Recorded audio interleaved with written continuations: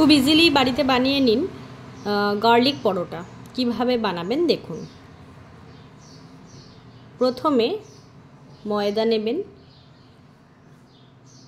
আমি 2 হাতা ময়দা নিয়েছি। তারপর সামান্য পরিমাণ নুন দিলাম। তারপর দিচ্ছি চিলি ফ্লেক্স। এটা দিলে ঝালটা বেশ লাগে, ভাল লাগে বেশ। এবার রসুনগুলোকে একটু গ্রেট করে নিচ্ছি। রসুন থেতো এরমভাবে গ্রেট করে দিলে যখন খাবেন মুখে লাগবে, খেতে খুব ভাল লাগবে। তারপর দিচ্ছি ধনেপাতা।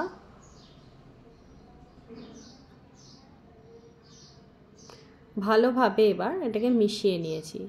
এবার নর্মাল টেম্পারেচারে রাখা জল দিয়ে ভালোভাবে গুলিয়ে নিচ্ছি। ব্যাটারটা এরকম তৈরি করবেন, বেশি যেন নরম না হয় সেদিকটা দেখবেন, জলটা একটু বুঝে দেবেন। এবার ঢেকে রেখে দিচ্ছি 10 মিনিট।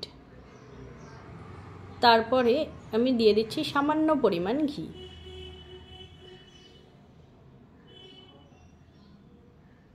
তারপরে একটা তাওয়া বসিয়ে নিয়েছি, দিয়ে দিচ্ছি ওই ব্যাটারটা দিয়ে দিলাম 1 হাতা। এরকম ডাব্বু হাতার সাইজে নিলে না জিনিসটা ভালো হবে।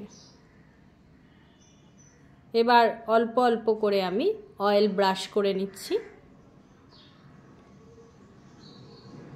ভালোভাবে ব্রাশ করা হয়ে গেছে। এবার আমি খুন্তি দিয়ে উল্টে নিচ্ছি। এবার এই পিঠেও আমি ভালোভাবে অয়েল ব্রাশ করে নেব।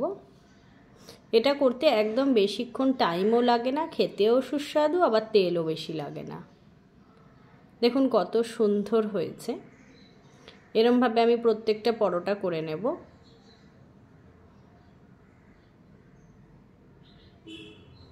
আরেকবার আমি দিয়ে দিচ্ছি।